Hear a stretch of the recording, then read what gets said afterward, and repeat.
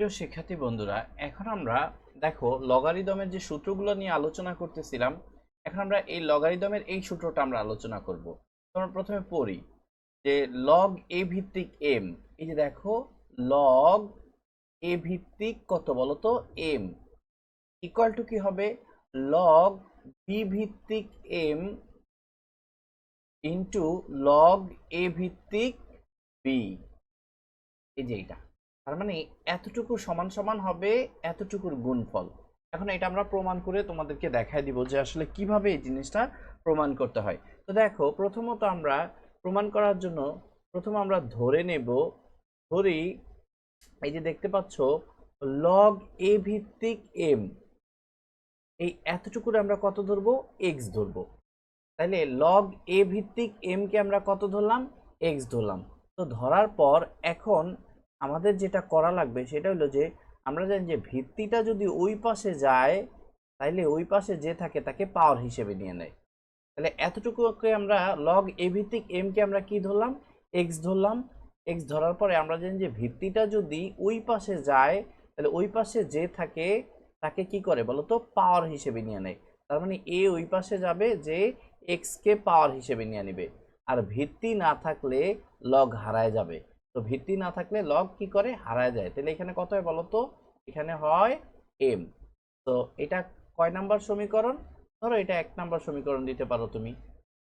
ওকে, এইবার তারপরে তুমি দেখবা আমি এরপরে আরেকটা জিনিসকে ধরে নিতে হবে। তো আরেকটা জিনিসকে আমি কি ধরি দেখো, এখানে একটু ভালো করে লক্ষ্য করো। সেটা হলো, দেখো আমি এই যে লগ বি ভিত্তিক এম দেখতে পাচ্ছ না?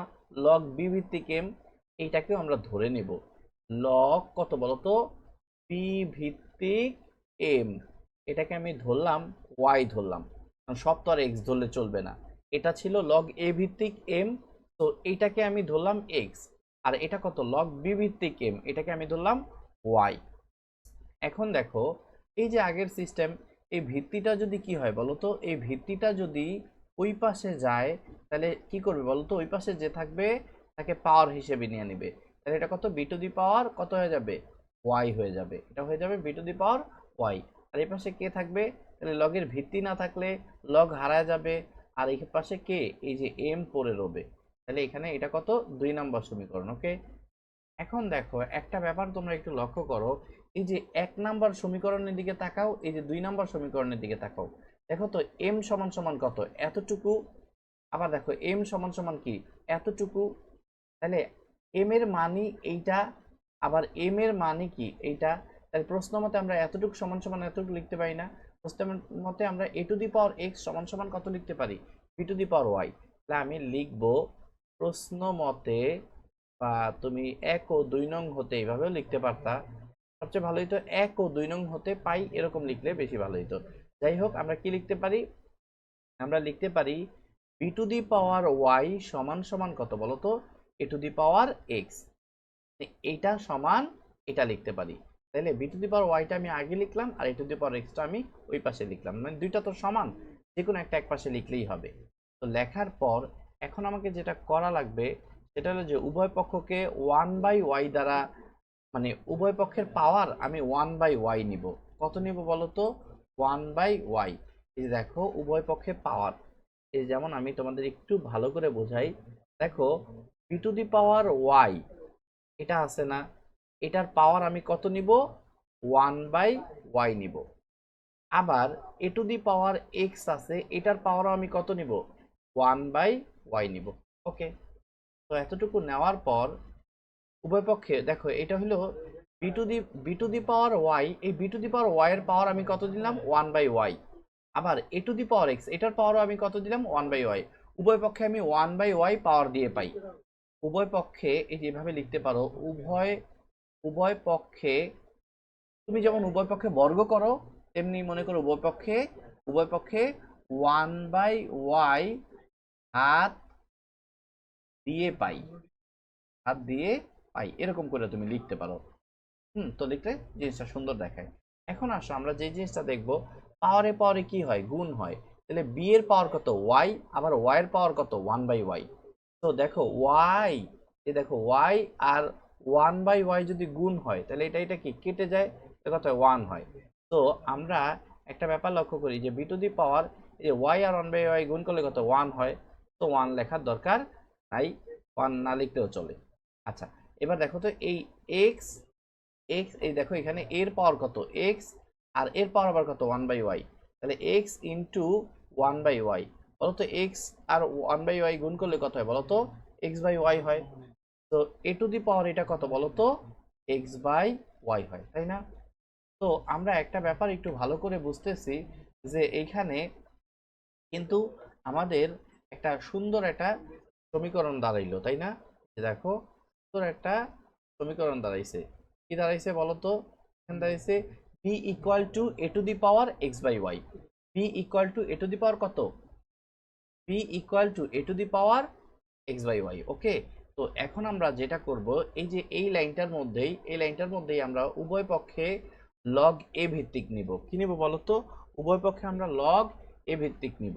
তো আমরা যদি উভয় পক্ষে লগ এ ভিত্তিক নেই তাহলে দেখবে আমাদের প্রমাণটা হয়ে যাবে।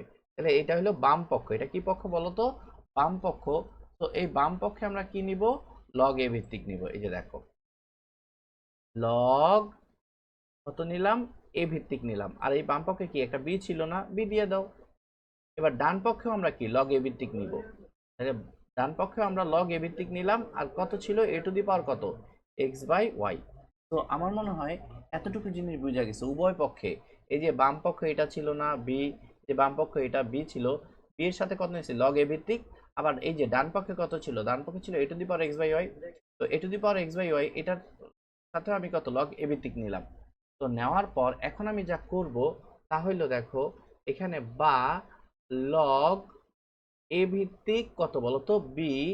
আর এটা দেখো তোমরা সবাই জানো যে পাওয়ার থাকলে সেটা কি সামনে চলে আসে না? এই দেখো লগ এ ভিত্তিক এই এর পাওয়ার কত? এর পাওয়ার হইলো x/y। এর পাওয়ার কত বলতো? এই দেখো x/y। এই x/yটা কোথায় চলে আসবে বলতো? এটা কিন্তু লগের সামনে চলে আসবে। এটা কিন্তু লগের সূত্র যে পাওয়ার থাকলে সেটা সামনে চলে আসে। তাহলে x/y। ওকে, x/y সামনে চলে আসলো। আর লগ এটা কত বলতো এ ভিত্তিক, এটা কত এই যে একটা এ থাকে কিন্তু। ওকে, এতটুকু লিখলাম।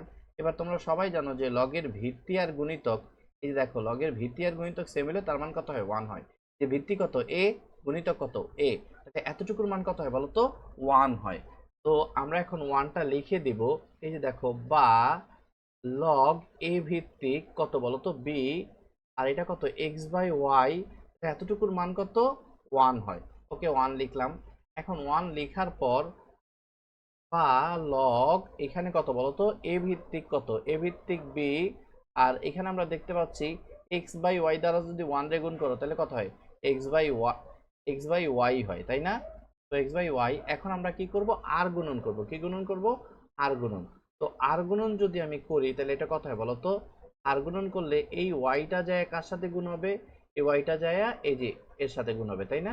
তাহলে আমরা এখন লিখব, আমরা এখন আর গুণন করে দিলে y ইন্টু কত হবে? y ইন্টু লগ এ ভিত্তিক বি সমান সমান ওই পাশে কত বলতো x। এখন ভাই আর কোনো কাজ হবে না, এখন শুধু আমরা মানটা বসায় দিব। মানটা বসায় দিব, এই যে x এর মান বসায় দিব আর y এর মান বসায় মানে y এর মান বসায় দিব। তার আগে বলো আমরা কি এই জিনিসটাকে সুন্দর করে এইভাবে সাজায় লিখতে পারি? মান বসাই তারপরে আমরা সুন্দর করে সাজায় লিখবো। বলো তো x এর মান কত? এখানে দেখো বন্ধুগণ x এর মানটা কত যে আমরা ধরছিলাম। এখানে দেখো আমরা x এর মানটা কত ধরছিলাম? এই দেখো x এর মানটা আমরা কত ধরছিলাম? x এর মান হইলো log a ভিত্তিক m। তো আমরা এখানে বসায় দিব log a ভিত্তিক কত বলো তো m। তাহলে এই x এর জায়গায় আমরা কি লিখব? log a ভিত্তিক m। এই যে এতটুকু কিন্তু x এর মান ছিল, তো x এর মান আমি বসায় দিলাম। আর এখানে দেখো এই যে y এর মান বসাবো এখন। কার মান? y এর মান। তাহলে এটা কত বলো তো log y এর মানটা কত ছিল একটু দেখে নেই। এই দেখো y এর মান ছিল, দেখো y এর মান ছিল কত বলতো log b ভিত্তিক m। এটা কত ছিল বলতো log b ভিত্তিক m।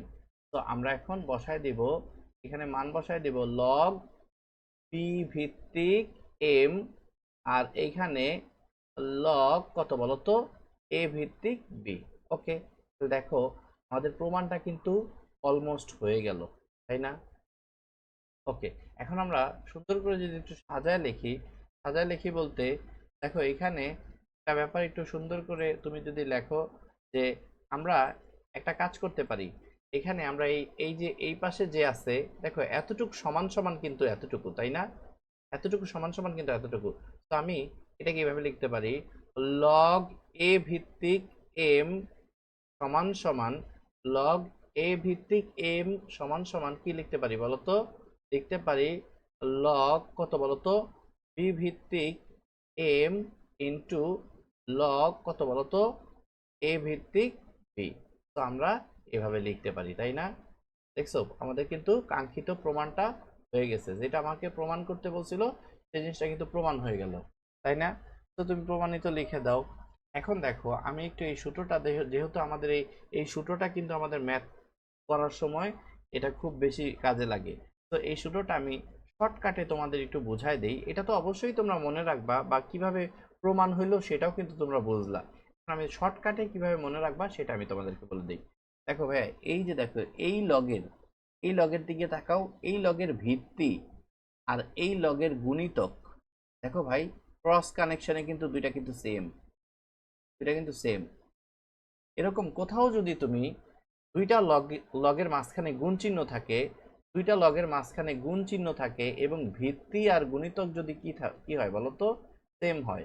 ভিত্তি আর গুণিতক যদি কি হয়, সেম হয়, তাহলে দুইটা লগ একটা লগ হয়ে যাবে। এই যে দুইটা লগ, মনে করো ভাইয়া এই দুইটা লগ কয়টা লগ হয়ে যাবে, একটা লগ হয়ে যাবে।